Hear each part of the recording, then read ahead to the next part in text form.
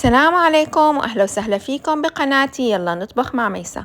اليوم طبختنا أكلة كتير طيبة إيطالية وطريقتها كتير سهلة، اسمها تشيكن برمجان. هي يعني دجاج بجبنة البرمجان. تابعوا معي الطريقة. أول شي عندي هذا خبز التوست مثل ما شايفين، أنا هو طري رح أطحنه بهي الطاحونة، رح أحط له معلقة صغيرة أوريجانو مثل ما شايفين هيك، ورح أحط له من هاي جبنة البرمجان البودرة أو برمجان يعني مثل ما بتلفظوها، معلقة كبيرة من هاي الجبنة وبطحنهم بالطاحونة. هن الخبزات طراية أنا عندي، وبفضل هاي الطريقة، بس إذا عندكم ناشف وحبيتوا تطحنوا الناشفين كمان بيمشي الحال.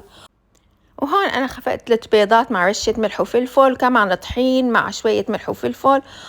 وهون عندي كيليين صدورة الدجاج قطعتهم شرحات مثل ما شايفين، وتبلتهم بالملح والفلفل كمان، بس ملح وفلفل أسود يعني.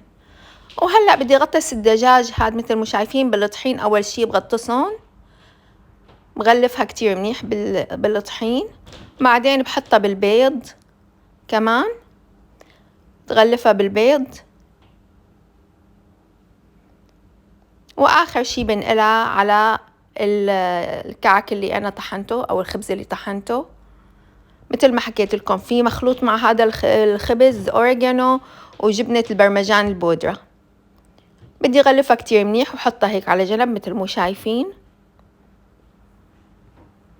وهلأ كمان عم ورجيكم الطريقة مرة تانية. بدي أعمل كل الكمية أنا هيك غطسها هلأ وجهزها.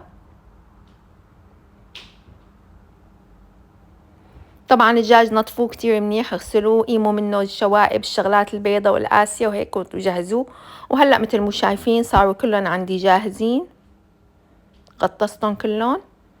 وهلأ بنروح لمرحلة القلي. بدي بالمقلاية مثل ما شايفين شوية زيت، مو كتير، يعني انه انا ما بقليهم بزيت غمر. بتحبوا تقلوهم بزيت غمر او تشوهم بالفرن ترجع لكم، بس هاي الطريقة انا لقيتها اسهل شي وحبيتها اكتر شي بالنتيجة تبعها. يعني شايفين كيف على نار عالية بنقليهم، بس اذا حسيتوا انه الزيت كتير صار حامي خففوا النار شوي، بس الافضل ينقلوا على نار عالية حتى ما تقشر القشرة من عليهم. وطبعا ديروا بالكم تموا جنبهم حتى ما يحترقوا. ومنقلبهم على الوشين لحتى نلاقي الوشين صاروا حمر مثل ما شايفين هيك لونهم حلو، ومنقيمهم على جنب. كتير طريقة سهلة، لا تخافوا تقولوا انه غطوا الكعك وما بعرف شو قلي وتحملوا همها، ابدا مو صعبة هالاكلة. يعني انا بتاخد معي كل هالطبخة شي ساعة ساعة ونص بكل هالتجهيزات. مثل ما شايفين صاروا كلهم عندي جاهزين وصفيتهم بجات البايركس، طلعوا عندي هالكمية. هلأ بنفس المقلاية حطيت صلصة البندورة ومع شوية مي. إذا عندكم دبس بندورة، إذا عندكم بندورة سائلة اللي بتحبوه، حوالي يعني كيلو تقريبا بندورة أو 3 أكواب بندورة سائلة، يعني هدول اللي حطيتهم. وبحط لهم بودرة الثوم معلقة صغيرة، ونص معلقة ملح، وربع معلقة سكر إذا كان البندورة عندكم حامضة لتعديل النكهات، ومعلقة صغيرة أوريجانو كمان. وهلا بدي اياهم بعد ما حركتهم مع بعض هيك بدي اتركهم ليغلوا. شايفين كيف غلوا؟ بدي اياها تكون الصلصة عندي هيك مثل مو شايفين بهالتخانة هي، يعني انه لا كتير سميكة ولا كتير مريئة. وهلا بعد ما غلت وصارت جاهزة مثل مو شايفين، انا بغلف فيها يعني او بسكبها فوق الدجاج، فوق القطع هي، وبخليه انه هيك يعني الجاط يكون انه في وفيرة. يعني هي المرقة شايفين كيف من تحتهم ومن فوقهم للدجاج صار انه في من هي صلصة البندورة. وهلا بحط لها جبنة الموتزاريلا، فيكم تضيفوا كمان اذا بدكم جبنة برمجان، بس انا بفضل الموتزاريلا لانه بتصير بتشط بعد الشوي.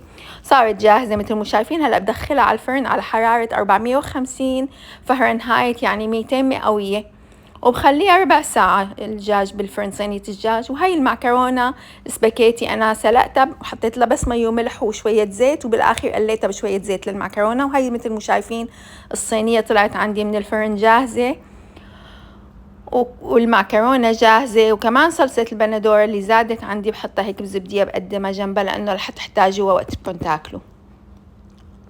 مثل ما حكيت لكم هالأكلة كتير كتير طيبة ولذيذة. شوفوا أنا حبيت ورجيكم طريقة التقديم.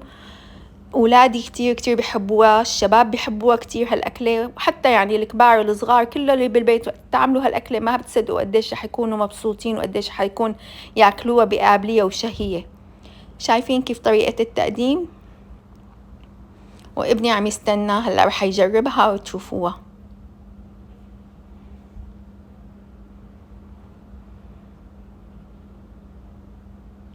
شايفين مستوية كتير منيح، لأنه هي بالقلي الدجاج بيستوي بالأول وهو مو سميك الدجاج عنا، فبيستوي بالقلي أول شي، وبعدين لما بدخلها على الفرن كمان إذا مو مستوي مزبوط بكمل سوا بالفرن.